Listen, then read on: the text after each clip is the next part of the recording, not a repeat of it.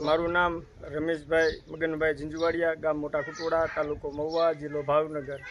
અત્યારે જે વિડીયોમાં આપ જોઈ રહ્યા છો, જે મકાનના જે મુહૂર્ત કરેલું છે, એ જેસર તાલુકાના શાંતિનગર ગામે જીવનભાઈ પીપળિયા કરીને જે વ્યક્તિ છે, એ ઘણા સમયથી ગામના રાજકીય આગેવાનો, સમાજ આગેવાનોને મળીને ઘણા સમયથી મકાનનું ફોર્મ ભરતા હતા, પણ કોઈ કારણોસર એમનું ફોર્મ જે છે મકાનનું એ મંજૂર થતું નહોતું અને ના મંજૂર થતું હતું।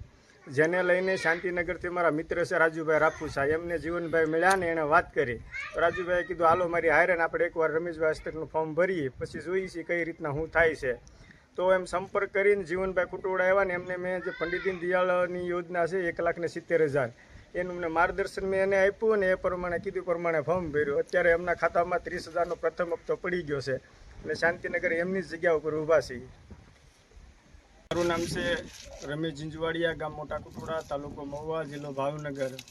અત્યારે જે આપણે પાછળ જોઈ રહ્યા છો મકાન, એ પંડિત દીનદયાળ આવાસ યોજનાનું જેસર તાલુકાના શાંતિનગર ગામે અશોકભાઈ પીપળિયાનું મકાન મંજૂર થયેલ છે।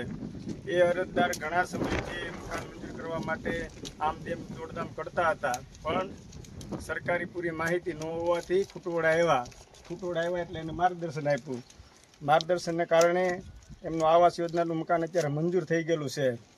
ત્યારબાદ આજે અમે આવ્યા હતા શાંતિનગર ગામે, જીવનભાઈ પીપળિયા બીજા જે અરજદાર છે એમને પણ આજે મકાન મંજૂર થઈ ગયું છે અને એના ખાતામાં પણ 30,000નો હપ્તો પડી ગયો છે।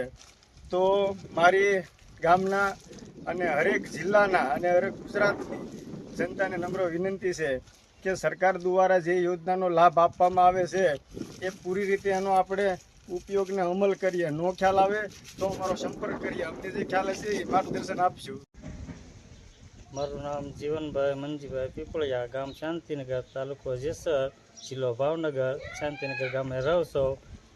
અત્યાર સુધી હું દોડ્યો તો મારું કામ નહોતું થતું, પછી રમેશભાઈને મેં કીધું કે મારે મકાન પાસ કરવાનું છે, કાગળિયા ભર તૈયાર કરીને મેં કીધું જે રમેશભાઈને આપી દઈશ।